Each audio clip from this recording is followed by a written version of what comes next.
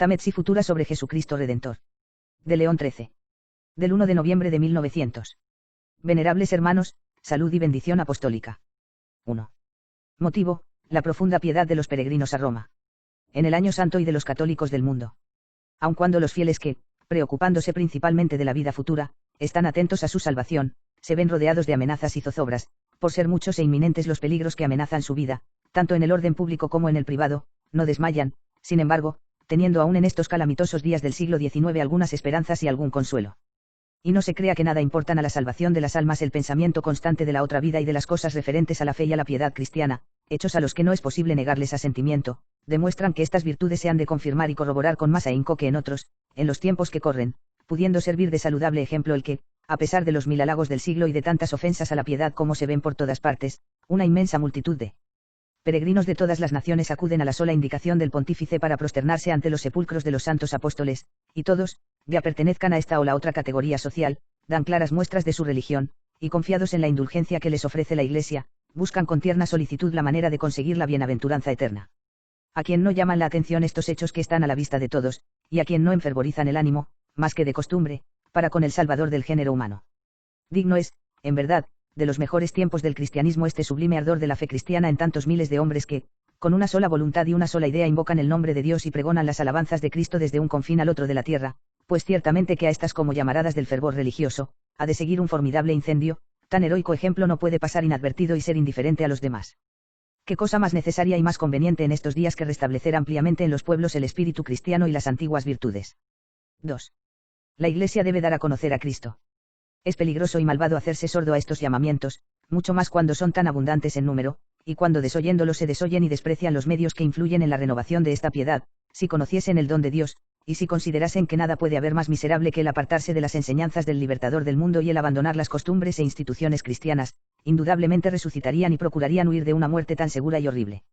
Ahora bien, el defender y propagar en la tierra el reino del Hijo de Dios y el esforzarse a que los hombres se salven con la comunicación de los divinos beneficios, es precisamente misión de la Iglesia, y tan grande y tan exclusiva de ella, que en esta obra consiste principalmente toda su autoridad y poder.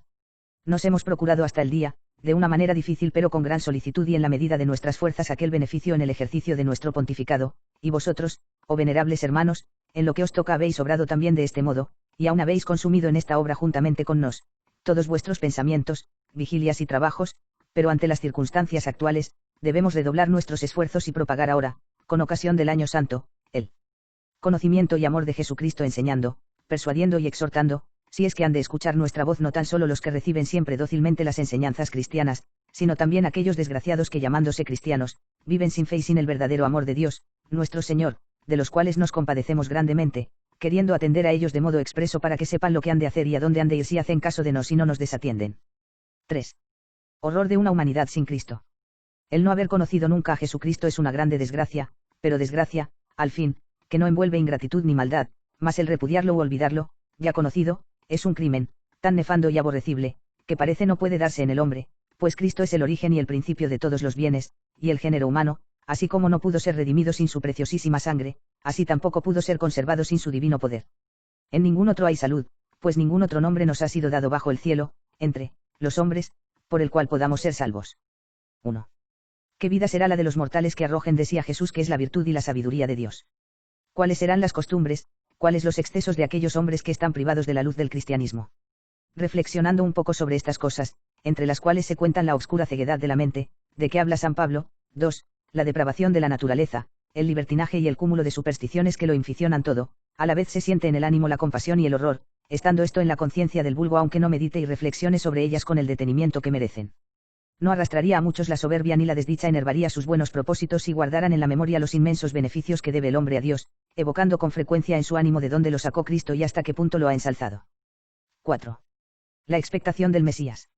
Desterrado y desheredado por tanto tiempo el linaje humano, día por día caminaba hacia su destrucción y ruina envuelto en aquellos males y en otros que trajo consigo el delito de nuestros primeros padres, sin que en lo humano cupiera remedio a tantas desgracias hasta que apareció, bajado del cielo, el libertador del género humano, Cristo Señor, con cuya venida se vio cumplida la promesa del Eterno, hecha en el principio del mundo, de que vendría a la tierra el vencedor y dominador de la serpiente y restaurador de la dignidad humana, por lo cual las generaciones sucesivas miraban su venida con gran expectación y deseos. Los ojos fijos en él, el pueblo había entonado, durante mucho tiempo con toda solemnidad, las profecías de los sagrados vates que con anterioridad habían significado distinta y claramente los varios acontecimientos, las hazañas, las instituciones, las leyes, las ceremonias y los sacrificios del pueblo elegido, diciendo además que la perfecta y absoluta salud del género humano radicaban en aquel que había de entregarse como sacerdote futuro y que había de ser la víctima de expiación, el restaurador de la libertad, el rey de la paz, el doctor universal y el fundador del imperio que permanecería en pie mientras durasen los siglos. 5. Cristo Redentor por la cruz. Con estos vaticinios y estos títulos tan varios en la forma, pero tan congruentes en el fondo, era designado aquel que, por la excesiva caridad con que nos amó, se había ofrecido para nuestra salvación. Por tanto, como llegase el tiempo de realizarse el divino decreto, el unigénito Hijo de Dios, hecho hombre, satisfizo ubérrima y cumplidamente con su sangre al Dios ofendido por los hombres, y reivindicó para sí al género humano, a tanto precio redimido. No estáis redimidos por el oro y la plata caraptabals, sino por la preciosa sangre de Cristo, que es como la de un cordero inmaculado e inocente. 3. Y así, redimiendo verdadera y propiamente a todos los hombres ya sujetos a su imperio y potestad, puesto que él mismo es su creador y conservador, los hizo de nuevo suyos. No os pertenecéis pues que habéis sido comprados a gran precio. 4. De aquí que todas las cosas fueron restablecidas por Dios en Cristo. El arcano de su voluntad, fundado en su mero beneplácito por el cual se propuso restaurar en Cristo, cumplidos los tiempos prescritos, todas las cosas. 5. Y como Jesús borrase el documento de aquel decreto que era contrario a nosotros, fijándolo en la cruz. 6. Las celestiales iras se aplacaron para siempre, quedando rotos los lazos de la antigua servidumbre en que estaba el conturbado y errante género humano, reconciliada ya la voluntad divina, devuelta la gracia, abiertas de par en par las puertas de la eterna bienaventuranza y restablecido el derecho con los medios de conseguirla. 6.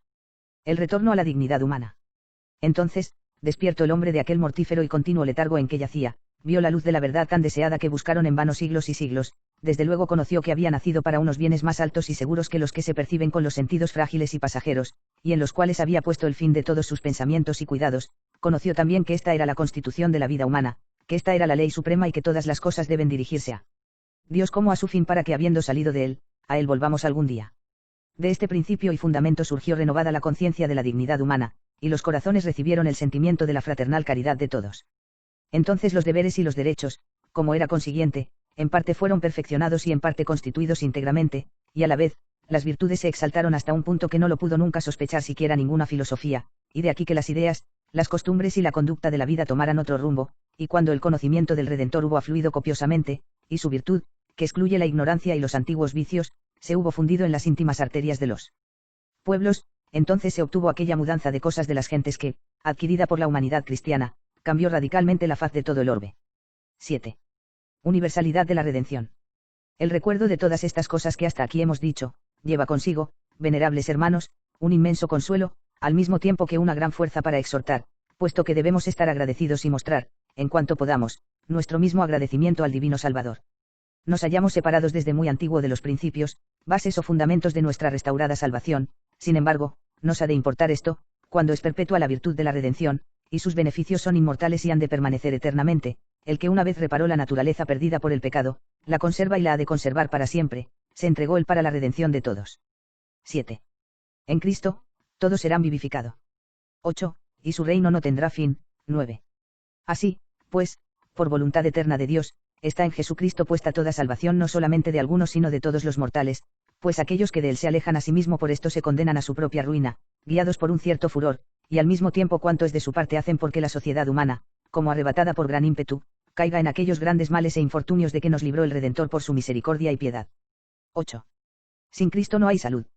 Incurren en un error harto inconsistente, que los aparta muy lejos del fin deseado, quienes toman por caminos extraviados. Del mismo modo, si se rechaza la clara y pura luz de la verdad, es porque los ánimos están ofuscados y como infatuados de la miserable perversidad de las opiniones. ¿Qué esperanza de salud puede haber para aquellos que abandonan el principio y fuente de la vida? Cristo es únicamente el camino, la verdad y la vida. Yo soy el camino, la verdad y la vida. 10. De tal manera, que sin él necesariamente caen por tierra estos tres principios indispensables para la salvación de todos. 9. Nadie ve al Padre sino por Cristo.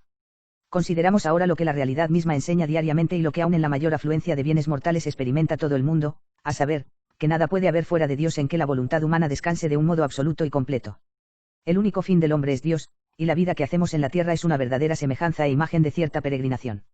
Ahora bien, para nosotros Jesucristo es el camino, porque desde esta vida mortal, tan llena de trabajos y de dudas, no podemos de ninguna manera llegar a Dios, sumo, único y principal de los bienes, si no somos guiados y conducidos por Cristo. Nadie viene al Padre sino por mí, 11. ¿Y cómo podríamos conseguir esto sino por él? Pues, en primer lugar y muy principalmente por su gracia, la cual, sin embargo, sería vacía o vana en el hombre que desprecia sus preceptos y leyes. Pues para conseguir esto, una vez adquirida la salud por Cristo, hizo que su ley fuese la custodia y directora del género humano con cuyo gobierno se separasen los hombres de sus maldades y se dirigiesen seguros a su Dios. Id y enseñad a todas las gentes, enseñándoles a observar todo lo que yo os he mandado. 12.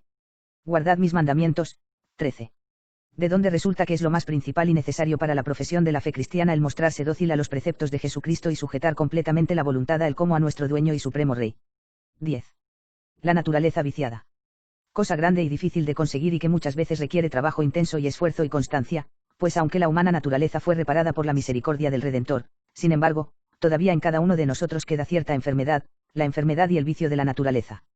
Los diversos apetitos traen al hombre de acá para allá, y fácilmente lo impelen hacia los halagos de los placeres mundanos para que siga más bien lo que le agrada que lo mandado por Jesucristo. De aquí que hemos de poner todo nuestro empeño en rechazar con todas nuestras fuerzas a las pasiones en obsequio de Cristo, las cuales si no obedecen a la razón se constituyen en dueñas y señoras del hombre haciéndolo su siervo y quitando el hombre entero a Cristo. Los hombres de entendimiento extraviado, réprobos en cuanto a la fe, se ve que son esclavos, pues sirven a una triple pasión, la sensualidad y el orgullo y las diversiones humanas. 13. Y en esta lucha de tal manera debe el hombre empeñarse que lleve con agrado por causa de Cristo las molestias e innumerables incomodidades que en este mundo ha de sufrir. 11. Necesidad del vencimiento. Difícil es, en verdad, rechazar lo que con tanta fuerza nos atrae y nos deleita, duro y áspero el despreciar, sujetándose al imperio y voluntad de Cristo nuestro Señor, aquellas cosas que consideramos como bienes del cuerpo y de fortuna, pero es necesario que el hombre cristiano se muestre sufrido y fuerte en sobrellevar esto que se le ha dado para su vida, si quiere conducirse bien. ¿Nos hemos olvidado acaso cuyo es el cuerpo y cuya es la cabeza de que somos miembros?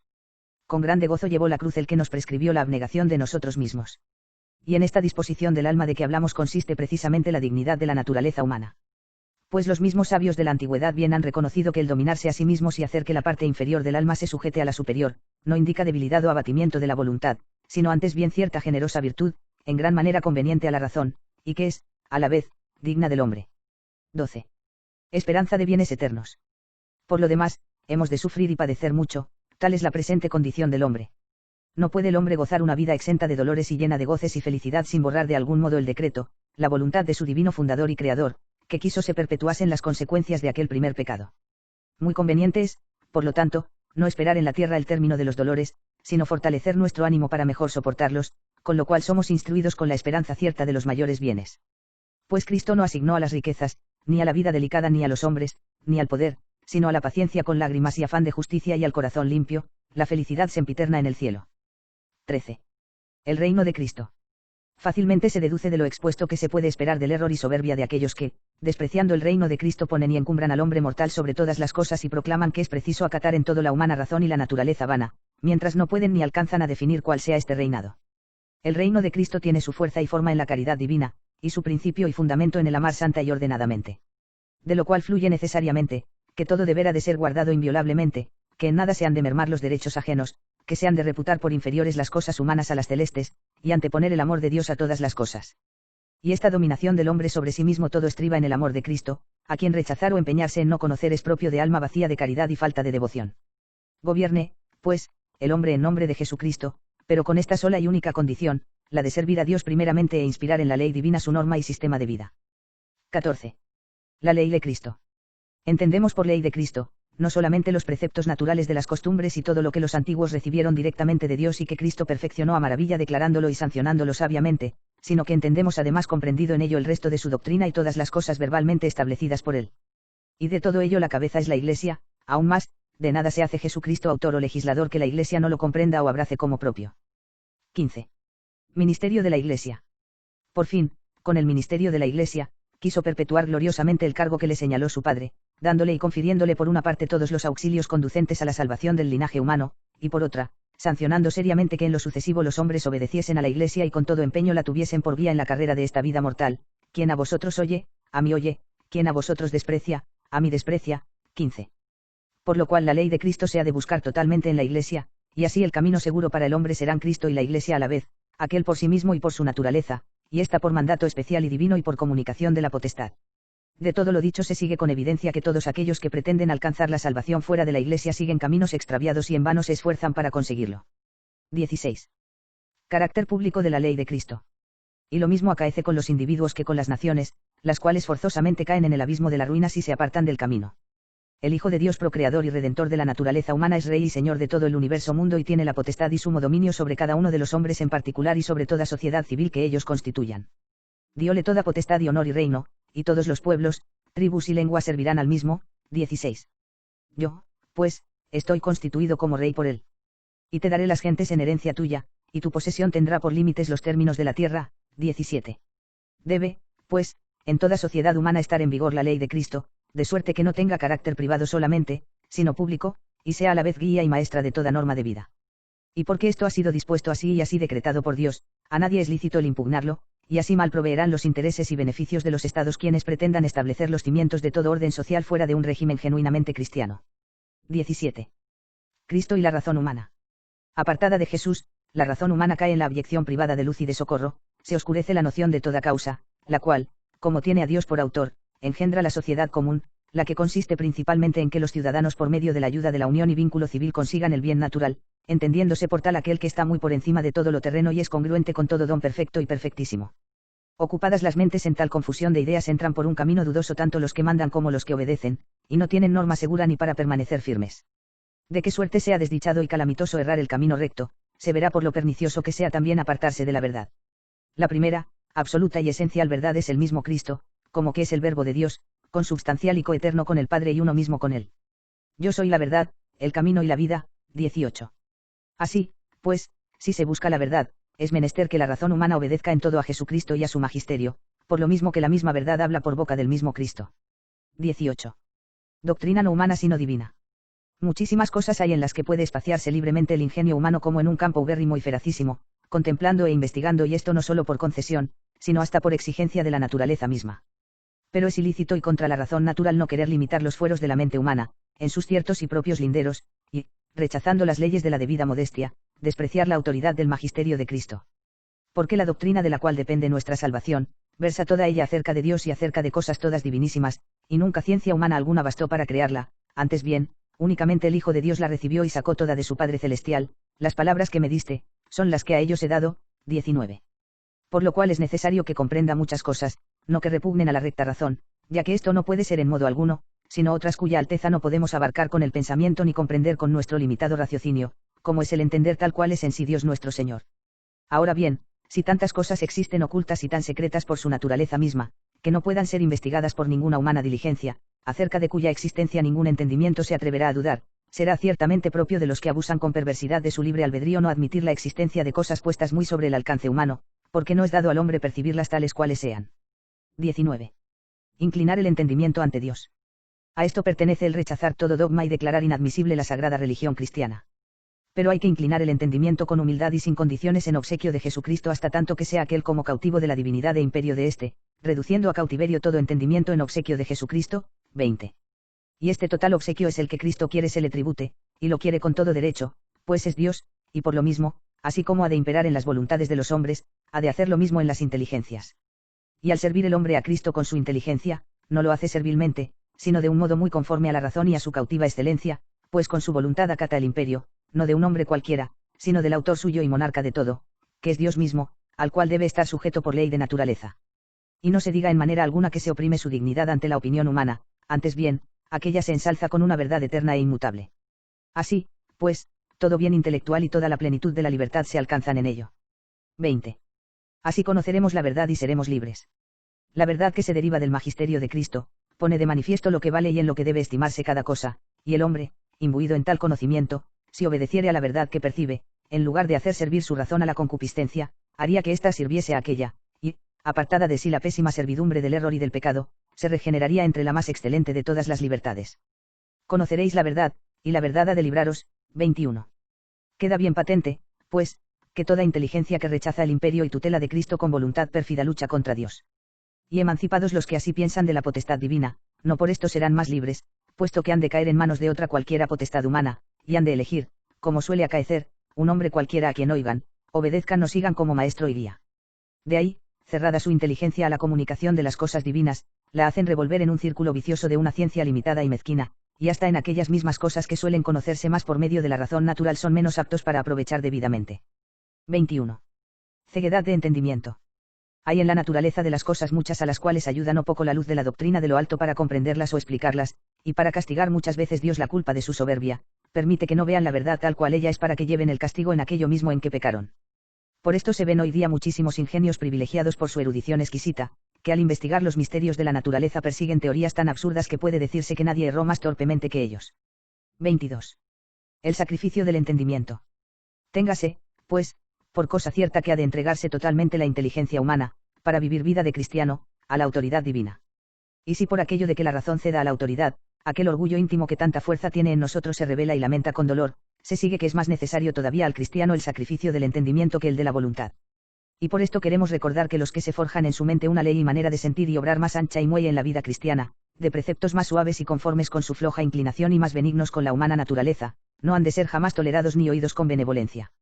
No comprenden los tales la fuerza de la fe y de las instituciones cristianas, no ven que a cada paso la cruz nos hila al encuentro, como estandarte perpetuo y ejemplar para todos aquellos que real y verdaderamente, y no solo de nombre, quieran seguir a Cristo. 23. Cristo es la vida. Propio es de solo Dios ser vida verdadera, todas las otras naturalezas son participantes de la vida, pero no han sido ellas la vida jamás. Desde toda la eternidad, por su peculiar naturaleza, Cristo es la vida, del mismo modo que es la verdad, porque es Dios de Dios.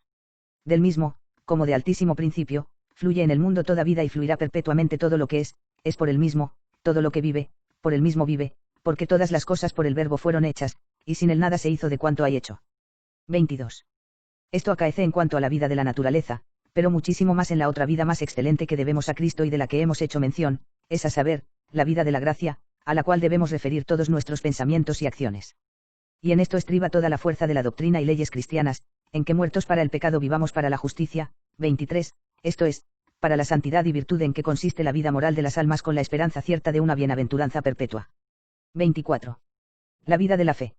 Se puede muy propiamente decir que nada alimenta mejor el espíritu de la justicia que la fe cristiana, la más apta también para la salvación. El justo vive de la fe. 24. Sin la fe es imposible agradar a Dios. 25. Así pues, el implantador y padre de la fe, y el que en nuestras almas la mantiene, no es otro que el mismo Jesucristo y él es quien sustenta y conserva en nosotros la vida moral, y esto de un modo muy principal por medio del ministerio de la Iglesia. Y con benigno y providentísimo parecer entregó a ésta todos los medios aptos para engendrar esta vida de fe de que hablamos, y, una vez engendrada, la conservaran y defendieran, y la hiciesen renacer si por acaso se extinguía. Pero toda esta fuerza procreativa y conservadora de las virtudes estrellas y la norma y disciplina de las costumbres se apartan de la fe divina, y es cosa manifiesta que pretenden despojar al hombre de su altísima dignidad, despojándole de la vida sobrenatural y haciéndole revolver en los horrores de naturalismo grosero, los que intentan no quieren enderezar las costumbres hacia la honestidad por medio del magisterio único de la razón. 25. Sin fe no hay salvación. No se crea por esto que el hombre no pueda entender y discernir cosas naturales con la luz de su razón, pero aun cuando entendiese con ella todas las cosas, y sin ningún tropiezo guardase todo precepto en su vida, lo que no puede ser sin la gracia del Redentor por auxilio, nadie habría que pudiese confiar en su eterna salvación destituido de la fe. Si alguien no permaneciere en mí, será echado fuera como una rama, y se secará, y lo recogerán, y lo echarán al fuego y arderá. 26. El que no creere será condenado. 27. Y por fin, demasiadas pruebas y documentos tenemos ante nosotros, de los frutos que acarrea este menosprecio de la fe. ¿Por qué causa muchas ciudades trabajan y se esfuerzan hasta debilitarse, sino por establecer y aumentar por todos los medios posibles e imaginables la prosperidad pública? 26. La religión sostén de la sociedad civil.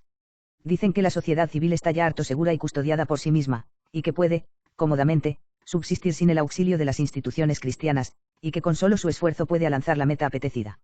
De ahí viene que los que tienen a su cargo la administración pública, lo hacen de un modo profano y de tal suerte, que en las leyes civiles y en la vida pública de los pueblos hoy nadie hallará ningún vestigio de la religión de nuestros antepasados.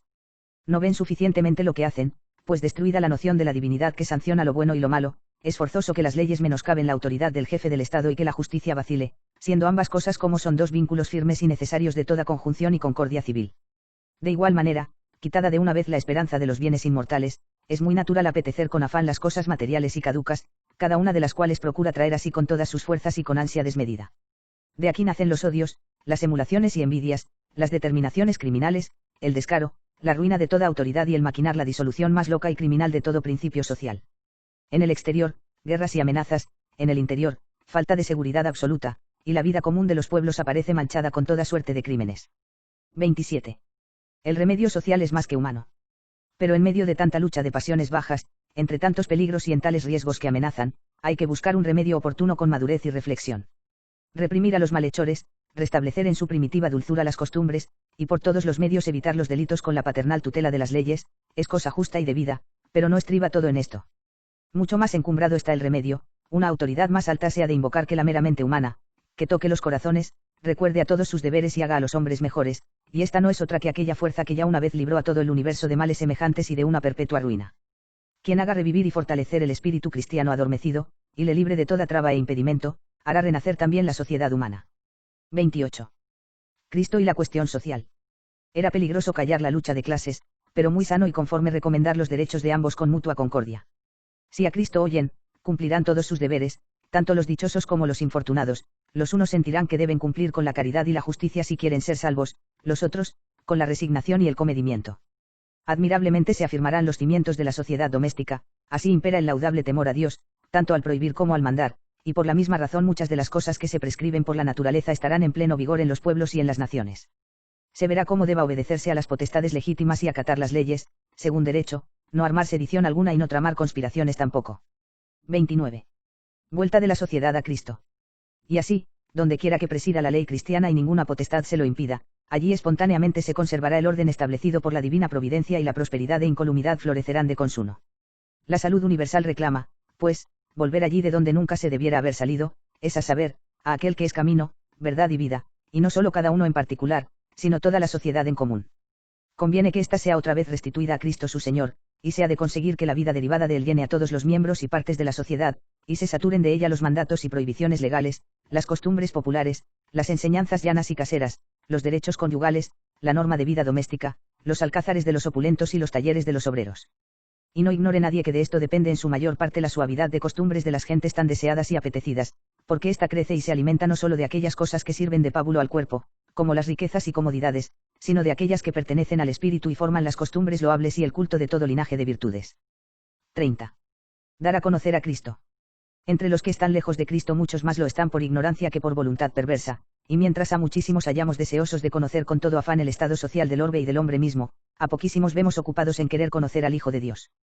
Primero, pues, hay que destruir la ignorancia con el conocimiento de él, para que desconocido no sea repudiado o despreciado. Y exhortamos a los cristianos de todo lugar, condición y jerarquía que por todos los medios imaginables y según la medida de sus fuerzas trabajen para que sea conocida la persona del Redentor, tal cual ella es y merece, a la cual si cada uno mira y considera con cabal juicio y sinceramente, verá con toda claridad no haber nada más saludable en el mundo que su ley, ni más divino y altísimo que su doctrina. Vuestra autoridad y cooperación, venerables hermanos, ha de contribuir por modo muy poderoso a tan noble fin, lo mismo que la diligencia y empeño de todo vuestro clero. Pensad que es la parte principal de nuestro oficio imprimir en los corazones del pueblo la verdadera noción y la imagen real de Jesucristo, y por medio de la literatura, la oratoria, en los colegios, en las escuelas de enseñanza primaria, y donde quiera que se ofrezca ocasión de explicar sus beneficios y su caridad ardentísima. 31. Enseñar los derechos de Dios. De lo que se ha llamado derechos del hombre demasiadas cosas ha oído el pueblo, oiga alguna vez por fin, algo de los derechos de Dios. Que este sea el tiempo más oportuno para ello lo indican el amor de muchos a las cosas de piedad recientemente despertado, como dijimos, y de un modo particular la devoción tan manifiesta a la persona del Redentor que hemos de legar, Dios mediante, al siglo venidero en prenda de mejores días.